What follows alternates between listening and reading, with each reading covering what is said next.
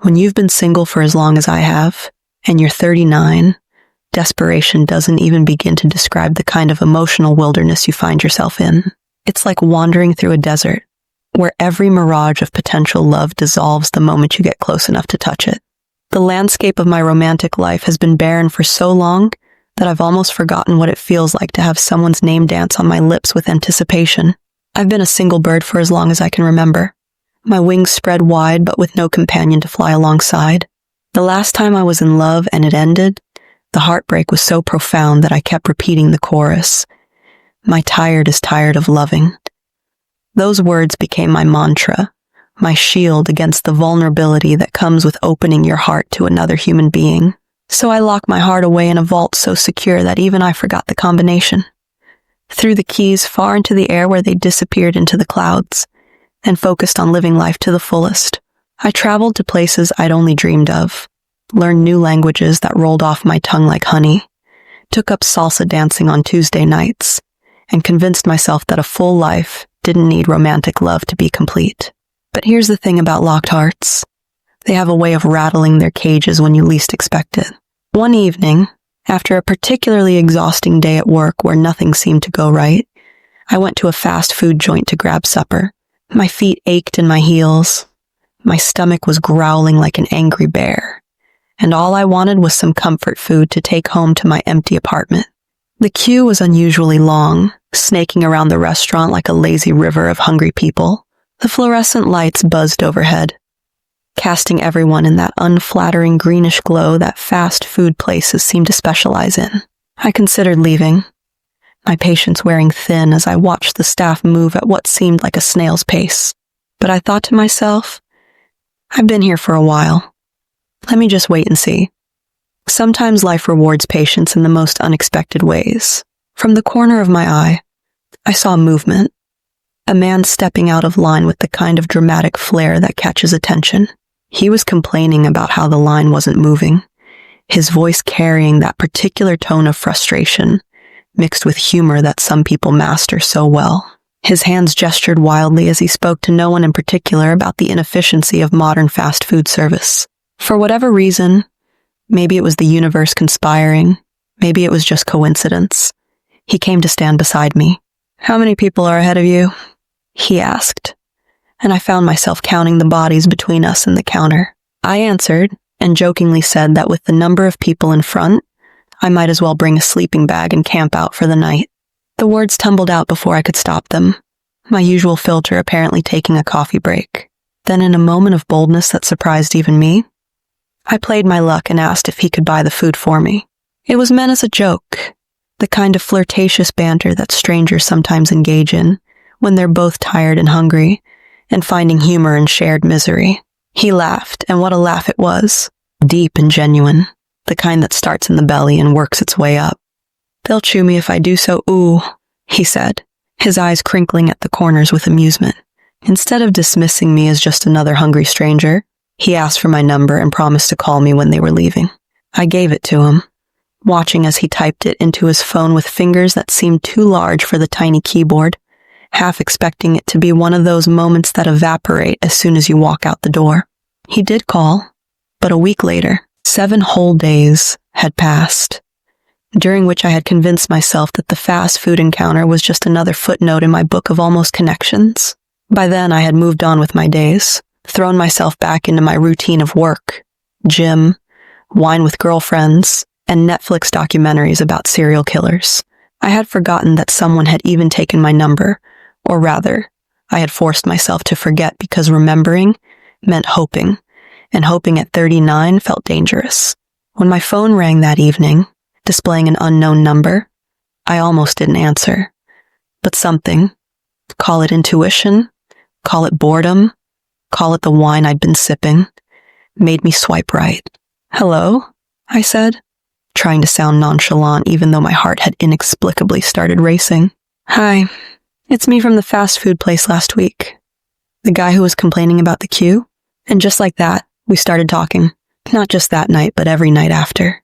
Our conversations flowed like water finding its way downstream, natural and unstoppable. He's so intelligent that sometimes I found myself grabbing a notebook to jot down the things he said, not wanting to forget the wisdom that seemed to pour out of him effortlessly. The way he speaks wisdom is out of this world. He could discuss everything from quantum physics to the philosophy of love, from politics to the best way to season rice. Being a sapiosexual, someone who finds intelligence the most attractive quality in a potential partner, I was instantly drawn to him like a moth to a particularly bright flame. It was what you'd call one touch. That instant connection. That happens so rarely, you almost don't believe it when it does. Our phone conversations became the highlight of my evenings. I'd rush home from work, kick off my shoes, pour myself a glass of wine and wait for his call. We'd talk for hours about everything and nothing. Our childhoods, his in Lagos, mine in Accra, our dreams, his of starting a tech company, mine of writing a novel, our fears, his of mediocrity, mine of ending up alone. He had this way of making me laugh until my stomach hurt, then pivoting to something so profound that I'd be silent for minutes, just processing the depth of his thoughts. After 3 weeks of these marathon phone sessions, he suggested we meet in person. "I want to see if you're as captivating in person as you are on the phone," he said, and I could hear the smile in his voice. I agreed to visit him without hesitation. I wasn't about to waste time playing games because I'm 39 for heaven's sake. The dating rules I followed in my 20s. Wait 3 days to call. Don't seem too eager. Play hard to get. Seemed ridiculous now. Time was a luxury I no longer had in abundance. My biological clock wasn't just ticking. It was banging drums and setting off fireworks. I spent an embarrassing amount of time getting ready for that first real meeting. I tried on 7 different outfits, each one rejected for various reasons. Too eager, too casual, too formal, too young, too old. I finally settled on a simple sundress that showed just enough leg to be interesting, but not so much as to be inappropriate. My hands shook slightly as I applied my lipstick, and I gave myself a stern talking to in the mirror about keeping expectations in check. That day, when I saw him again in the soft afternoon light of his living room, I took a good look at his face, really looked, beyond the quick glance and the harsh fast food lighting. That man is fine, not just handsome, but fine in that way that makes you forget your own name for a second. You know those dark-skinned men who wear their melanin like expensive cologne? The ones whose skin seems to glow from within, catching light in ways that make you want to reach out and touch? That's him. His features were strong, but gentle. We spent that afternoon talking on his balcony, the city sprawling beneath us like a concrete jungle full of other people's stories. He made me tea, not coffee, because he'd remembered from our conversations that I preferred tea in the afternoons. It was such a small gesture, but it meant everything. Here was a man who listened, who paid attention to details, who cared enough to remember my preferences. As the sun began to set, painting the sky in shades of orange and pink that would make an artist weep, he turned to me with an expression that made my heart skip. Then he asked me out, officially, properly, with words that were both nervous and confident. "I know we've been talking for weeks, but I want to do this right. Would you be my girlfriend?" I didn't hesitate, not for a second. I grabbed the opportunity with both hands and legs included, probably looking like an overeager octopus, but not caring one bit because he's smart and fine too. I wasn't going to miss out on this chance, not when chances like this had become as rare as rain in the Sahara. At 39, you learn that pride is a luxury you can't afford when potential happiness is standing right in front of you, asking you to take a leap of faith. But there are 2 sides to every coin, right? Even the shiniest penny has a flip side, and this one was no exception. As we continued to get to know each other, certain realities began to emerge like rocks at low tide. First, there was the age difference. He's 3 years younger than I am. 36 to my 39 might not seem like much on paper, but in my mind, it was a chasm as wide as the Grand Canyon. He says it's not a big deal, waves it off with the casual confidence of someone who's never had to think about biological clocks or societal expectations. Age is just a number, he'd say, and I'd nod and smile while my mind screamed about egg quality and the statistics I'd Googled at 3 a.m. about pregnancy after 40. I've never dated someone younger. In my previous relationships, I was always the younger one. the one being guided, the one looking up to someone with more life experience. Now the tables were turned, and I didn't know how to sit comfortably at this new angle. Would he want children? Could I even give him children? Would he wake up one day and realize he wanted someone younger? Someone whose body hadn't been marked by nearly 4 decades of living? Also, I think about him too much. It's that bad. The kind of bad where I check my phone every 5 minutes, where I analyze his text messages like they're ancient scrolls containing the secrets of the universe. My days are filled with thoughts of him, what he's doing, who he's with, whether he's thinking of me too. I find myself daydreaming in meetings, doodling his name in the margins of important documents, like a lovesick teenager. My nights are filled with dreams of him, sometimes sweet dreams where we're building a life together, sometimes anxiety dreams where he's walking away, and I can't make my legs work to follow. I feel like a teenager whenever he calls, my stomach doing somersaults that would qualify for the Olympics. My voice goes up an octave, and I have to consciously lower it to avoid sounding like I've been inhaling helium. But here's the thing, so he hardly does call. Days can pass without hearing his voice, and when I finally break and call him, if the line is busy, he never calls back. Not once. Not even a text to say, "Sorry, I was busy, let's talk later." This inconsistency is slowly driving me mad. In our generation of instant communication, where people respond to messages while on the toilet, his silence feels deliberate, calculated, like a power play I didn't sign up for. I find myself creating elaborate excuses for him. Maybe he's busy with work. Maybe his phone died. Maybe he's just not a phone person. But deep down, in that place where we store truths we're not ready to face, I know that when someone wants to talk to you, they find a way. I want to ask him questions, real questions, the kind that matter when you're 39 and can hear your ovaries tapping their watches. Questions like, where is this going? What do you want from this relationship? Do you see a future with me? Are you dating other people? Do you want children? Do you want to get married? Or are you one of those modern men who think marriage is just a piece of paper? But I can't bring myself to voice these questions. They sit in my throat like stones, heavy and uncomfortable. I don't want to sound needy, but my clock is ticking so loudly I'm surprised he can't hear it when we're together. There's this fear that if I push too hard, if I reveal just how much I want this to work, he'll run like Usain Bolt at the Olympics. So I smile and keep things light, even as my insides twist with uncertainty. And then there's the physical aspect of our relationship. When we finally had sex, after weeks of building tension that could have powered a small city, it was a total disaster. I mean, complete and utter catastrophe. The kind that makes you wonder if you've been cursed by some vengeful ex. Fine boy, no game doesn't even begin to cover it. Not with his tongue, which seemed to have no idea what it was supposed to be doing down there, moving around like a lost tourist without a map. Not with his moves, which were so mechanical, I half expected him to pull out an instruction manual mid-act. The whole experience was so disappointing I wanted to ask for a refund. Except there was no customer service desk for bad sex. Here was this man who could discourse brilliantly about any topic, who could make me laugh until I cried, who looked like he'd been sculpted by angels with a particular attention to detail, and he had no idea what to do in bed. It was like discovering that your favorite restaurant, the one with the beautiful ambiance and 5-star reviews, served food that tasted like cardboard. The disconnect between expectation and reality was jarring. And in the midst of all that disappointment, all that confusion and frustration, I'm still here, emotionally tied to his shirt like a button that refuses to come loose. I can't explain it. Logic tells me to run. He's younger. He's inconsistent. He's terrible in bed. But my heart, that traitorous organ that I thought I'd locked away, keeps pulling me back to him. I'm 39. Let me repeat that for emphasis. I am 39 years old. My time is running out like sand in an hourglass that someone tipped over years ago.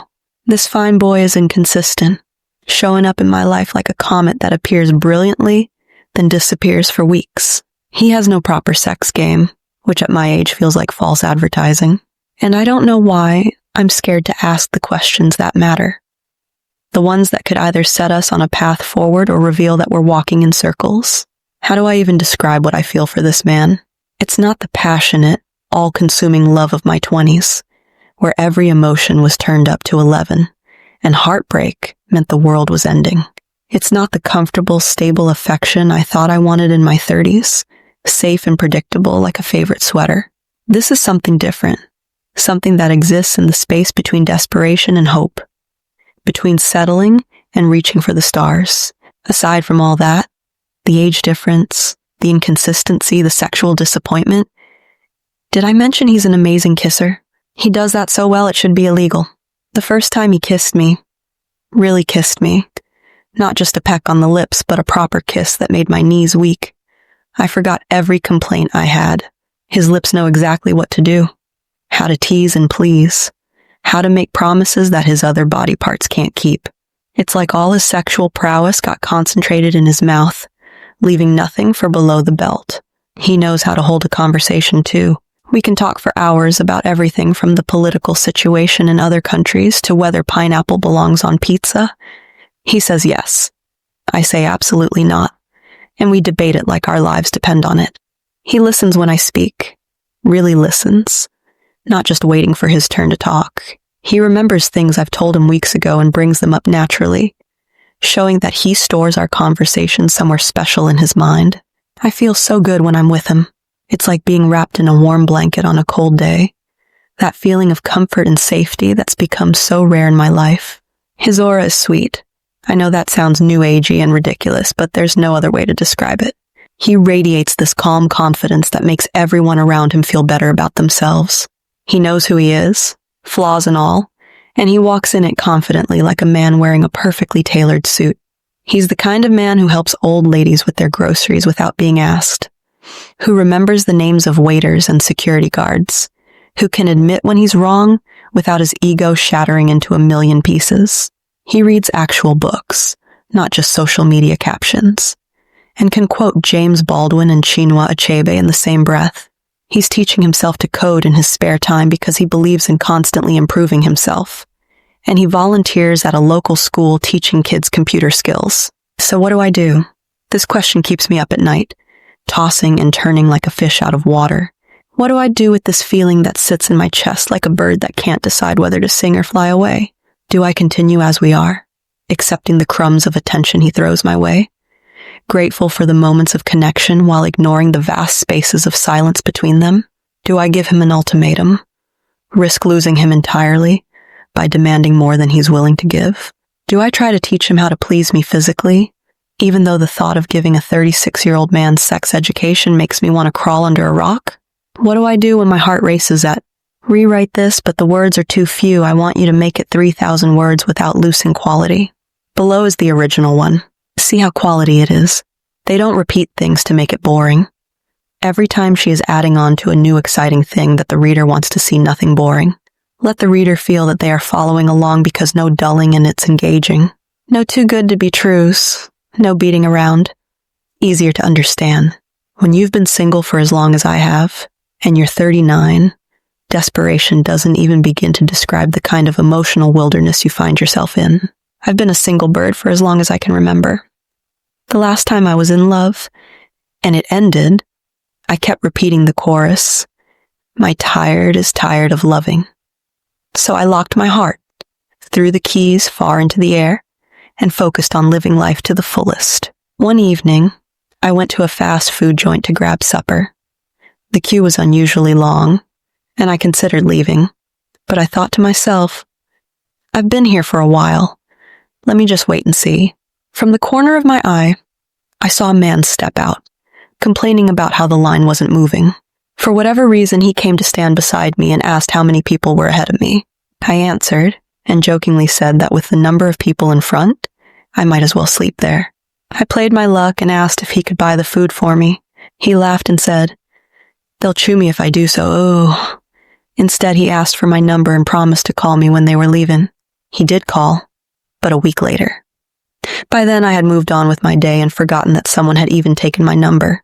We started talking, and it was nice. He's so intelligent, and the way he speaks wisdom is out of this world. Being a sapiosexual, I was instantly drawn to him. It was what you'd call one touch. I agreed to visit him. I wasn't about to waste time playing games because I'm 39, for heaven's sake. That day I saw him again and took a good look at his face. That man is fine. You know those dark-skinned men? And that type is usually a turn-on for me.